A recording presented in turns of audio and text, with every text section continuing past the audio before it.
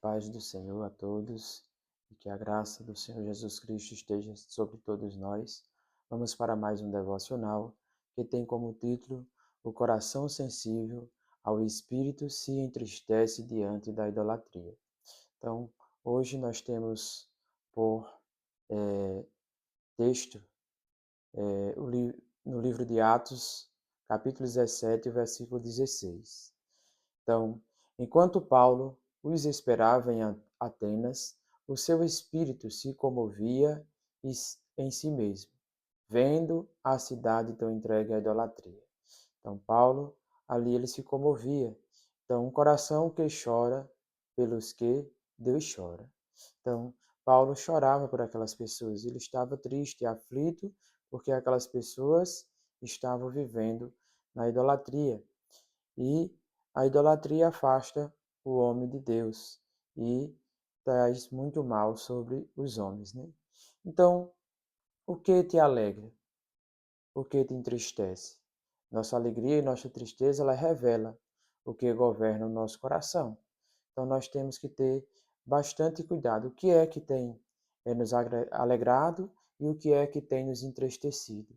Porque essas situações, elas governam o nosso coração.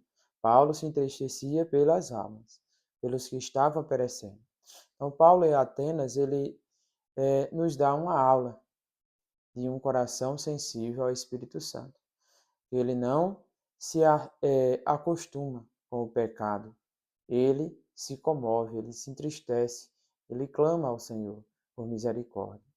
Então, hoje veremos o que entristece a Deus e o que um coração sensível faz. Primeiro ponto, nós vamos falar sobre aquilo que entristece a Deus. Deus se entristece com a idolatria e dureza de coração, porque muitas vezes as pessoas acham que idolatria é só você adorar uma imagem, e não é só isso. Vamos ver Efésios 4:30 que diz: Não faças o Espírito Santo entristecer-se pelo modo como vivem. Se lembrem que Ele é quem garante que vocês estão presentes naquele dia, quando a salvação do pecado se completar. Ele diz: olha, lembre-se que o Espírito Santo é quem está presente na vida de vocês, até a volta do Senhor e eternamente. Então, estejam preparados, não entristeça o Espírito Santo, mas tenha paz, que é a paz que o Senhor dá. Né? Atenas era uma cidade linda, tinha cultura, tinha, era uma cidade intelectual, mas Paulo via algo que ninguém mais via. Então, Paulo enxergava algo que trazia tristeza e que estava destruindo aquelas pessoas. Então, a cidade tão entregue à idolatria. Ali, naquela época, Atenas tinha um templo a uma deusa, que era a deusa Diana. E ali Paulo, quando viu aquilo, ele se comoveu e pediu graça a Deus, né? Mas ele agiu dentro da vontade de Deus. Como a gente vê em Atos 17:16, diz que ele, foi o texto que a gente leu, que ali ele se entristeceu. Ali, enquanto ele esperava os outros virem, que vinham ajudar ele, ali ele ficou triste, ficou angustiado por aquela situação. E hoje nós vamos ver três coisas que entristecem o coração de Deus dentro deste primeiro ponto que nós vamos falar. A idolatria, ela é algo que entristece o coração de Deus. Trocar Deus por qualquer coisa.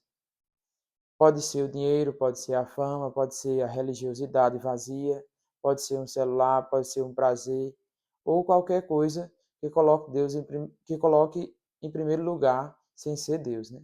Então, qualquer coisa que você coloque em primeiro lugar em sua vida, que não seja Deus, ele se torna uma idolatria na sua vida. Aí você diz, por que Deus, ele quer sempre estar em primeiro lugar em nossas vidas? Porque ele é Deus. Ele foi quem nos criou. Ele é quem nos ama. Ele mandou o seu próprio filho para morrer por nós na cruz, para dar o perdão do nosso pecado. Então, por isso que Deus, ele tem que estar em primeiro lugar em nossas vidas. E todas as pessoas necessitam de alguém para estar em primeiro lugar em sua vida, para preencher o vazio que tem no coração. E esse vazio ele só pode ser cheio com Deus. Se você colocar qualquer outra coisa em primeiro lugar em sua vida, você nunca vai preencher o vazio. Sempre vai estar faltando, porque só completa com Deus. A gente vê em Mateus 22 e 37 que Jesus ele respondeu àquele jovem que ele disse o que poderia fazer para ter a salvação. E ele disse, olha, Jesus pergunta, obedece os mandamentos. Ele disse, não, eu já obedeço todos eles. Mas Jesus vai e diz a ele, olha, ame ao Senhor teu Deus de todo o teu coração, de toda a tua mente e de toda a tua alma. Então, ali ele estava dizendo, olha, ame ao Senhor com todos o teu pensamento. Esteja em primeiro lugar o Senhor na tua vida, e assim será salvo. Ele disse, não, mas já faço esse mandamento. Ele disse, agora vende tudo quanto tem e dá aos pobres. E ali, Jesus falou aquilo porque o coração dele, em primeiro lugar, estava a riqueza, estavam os bens materiais. Não era porque Jesus queria que ele vendesse tudo e ficasse sem nada, não. Até porque, se ele tivesse dito, não, Senhor, eu vou vender parte do que eu tenho e vou ajudar as pessoas. Senhor tinha entendido, mas o problema é que ele estava preso. O seu coração era a idolatria, que ele estava preso. Então, nós temos que ser libertos dessas coisas. A riqueza, ela não é mal, mas quando você coloca ela em primeiro lugar em sua vida, ela se torna mal para a vida do homem. Então, o segundo é a dureza de coração. O povo que resiste ao chamado divino. Isso entristece ao Senhor. Ele fica triste, como a gente vê em Lucas 19, 41 ao 42, que diz, mas quando chegaram mais perto de Jerusalém, ele viu a cidade lá adiante, né? E começou a chorar. A paz eterna esteve ao seu alcance, ó Jerusalém. Mas essas coisas agora estão ocultas aos teus olhos. Então Jesus ali ele chorou diante de Jerusalém. Por quê? Porque ele viu a cidade perecendo, a cidade que não aceitava Cristo, que não aceitou o Filho de Deus. E Jesus entristeceu, chorou por aquela cidade, a cidade santa de Jerusalém. Então, o terceiro é a cegueira espiritual. Judeus cegos a revelação de Cristo. Como a gente vê em Romanos 9, 2 e 3 diz, como anseio que vocês vão a Cristo. O meu coração está abatido dentro de mim, e eu me entristeço amargamente diante, dia e noite, por causa de vocês. Cristo sabe, e também o Espírito Santo, que não é mera pretensão minha, quando digo que estaria pronto a ser condenado eternamente, se isso pudesse salvá-los. Paulo ele estava dizendo, olha, eu daria até minha vida para que todos fossem salvos. Eu perderia até minha salvação para que todos fossem salvos. Mas ele disse, aqui, se eu perder, não vai salvar a vida de ninguém, porque cada um faz por si. Então, não consigo salvar a ninguém. Eu salvo somente a minha vida, porque Cristo ele faz individualmente com cada um. Agora eu posso ajudar o outro a ser salvo, como? Falando de Cristo para ela, falando da palavra de Deus, dando conselho a uma pessoa que está passando por alguma dificuldade, e isso faz com que a gente se aproxime de Cristo. Então, para uma depressão, uma ansiedade, não tem algo melhor do que a palavra de Deus para nos curar, para nos libertar, para nos entendermos que nós temos algo que o Senhor quer que nós venhamos estar de pés, porque Ele nos amou. E Ele quer que cada dia, cada um de nós venhamos estar na presença dEle, venhamos estar buscando a Ele. Então, quando você olhar que vê, ninguém me ama, ninguém gosta de mim, Jesus, Ele te ama. E Ele quer você cada dia pertinho dele. Então Paulo ele tinha grande tristeza e contínua dor, assim também como Jeremias, que ele dizia que dava a sua vida também ali por Jerusalém. Ele no capítulo 9 e o versículo 1 ele diz: "Ah, quem dera que os meus olhos fossem uma fonte de lágrimas, e eu iria chorar eternamente pela morte dos moradores de Judá e Jerusalém, porque eles continuaram na idolatria, continuaram sem ter algo com Deus ali, como está em primeiro lugar em sua vida. Eles não se humilharam ao Senhor e continuaram fazendo o que desagradava ao Senhor. E Jeremias disse que se eu puder chorar eternamente por eles. Então, nós temos que entender que nós precisamos de Cristo, cada um de nós. Então, quem anda com Deus, ele chora pelo que Deus chora. Então, Deus ele chora pelas almas que perecem. Ele se entristece porque as pessoas dizem não para ele. O Espírito Santo muitas vezes fala no coração das pessoas e as pessoas resistem e dizem não. E ali Deus se entristece por aquela situação, porque Cristo ele morreu na cruz por todos, para salvar a todos. Segundo, um coração sensível não fica parado, ele anuncia. Então, o segundo ponto que nós vamos falar aqui é um coração sensível, ele não fica ali parado, ele não fica ali só dizendo, ô Senhor, como esse povo tão. Não, ele vai e anuncia. Segundo aos Coríntios 5:14 diz, qualquer coisa que nós façamos, não é certamente para o nosso próprio proveito, mas porque o amor de Deus, o amor de Cristo, agora nos governa, visto que cremos que Cristo morreu por todos nós. Devemos crer também que já morremos para a velha vida que costumávamos a levar. Então Paulo diz, olha, visto que Cristo morreu por nós, agora também nós já morremos pela vida que nós costumávamos levar. Agora nós temos uma nova vida em Cristo e temos que zelar por ela. Então, o que eu fazia antes, não posso fazer mais. Por quê? Porque o Espírito Santo que habita em mim, em nós, ele faz com que nós venhamos fazer as coisas de acordo com a vontade de Deus. Paulo ele não ficou ali só indignado. Ele teve o que? Dor. Ele foi impulsionado para levar a palavra de Deus para os cidadãos ali de Atenas, os atenienses, né? Primeiro que nós vamos falar que ele sentiu o que Deus sentia. O Espírito se comoveu. Como a gente vê que ali ele se entristeceu no texto que a gente leu.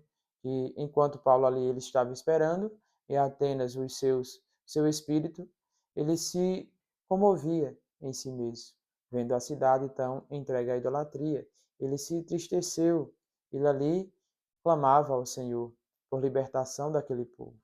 Então, sensibilidade espiritual é dom do Espírito. É algo que transforma. É algo que nos dá sabedoria para falarmos. Que a sabedoria não vem de nós mesmos, vem do Espírito Santo de Deus. 1 aos Coríntios 2:12 diz, e Deus efetivamente nos deu o seu Espírito, não um Espírito do mundo, para nos informar a respeito de que? Dos admiráveis dons da graça e bênçãos concedida por Ele. Então Deus ele nos deu do seu Espírito para nos dar da sua graça, das suas bênçãos, dos seus dons que é oferecido por Ele, pelo Espírito Santo. O Espírito Santo é quem dá o dom a cada um. Segundo, ele foi para o meio de quê? Ali da idolatria. Ele foi para falar com eles, para mostrar Cristo para ele.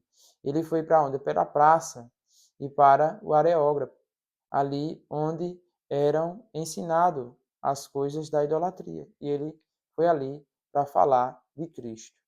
O versículo 17 do capítulo 17 de Atos, ele nos diz isso aí. Ele ia às sinagogas para debater com os judeus e os estrangeiros devotos e falava diariamente na praça pública a todos os que, por acaso, estivessem lá. Então, Paulo, ficando de pé diante deles, no fórum do Monte de Marte, ele falou assim: homens atenienses, eu noto que vocês são muito religiosos. Então, ele não fugiu, ele pregou, ele falou de Cristo para aquelas pessoas. E ele disse: olha, eu noto que vocês são muito religiosos. Então, Paulo ele não chegou condenando, ele chegou mostrando Cristo para aquelas pessoas. Então, ele usou a dor como missão. Ele transformou a tristeza em anúncio do Evangelho, como a gente vê no versículo 23 desse mesmo capítulo. Pois enquanto andava por aí, vi os muitos altares de vocês, e um deles tinha esta inscrição: ao Deus desconhecido. Vocês têm adorado a Deus sem saber quem Ele é. E agora eu quero falar a respeito deles a vocês. Então, Paulo ele usou de estratégia. Ele chegou e viu lá em Atenas tanta idolatria, tantos altares a vários deuses, as pessoas se ajoelhando aquelas imagens de escultura. Mas ele observou que tinha um altar que não tinha nenhuma imagem. E ali eles adoravam também aquele altar, que diz que eles tinham muito cuidado para não deixar nenhum deus de fora. Então, ali Paulo prestou atenção e disse: olha, eu vejo que vocês adoram ao Deus que eu vou falar para vocês, que era Cristo. E ali ele começa a falar com eles e anunciar a Cristo. E que Cristo era o único Deus verdadeiro. Ele é o único que pode dar salvação. Ele é o único que pode transformar a vida. Então nós temos que entender que nem toda alegria agrada a Deus e nem toda tristeza é ruim. A tristeza, segundo Deus, gera o arrependimento e a ação.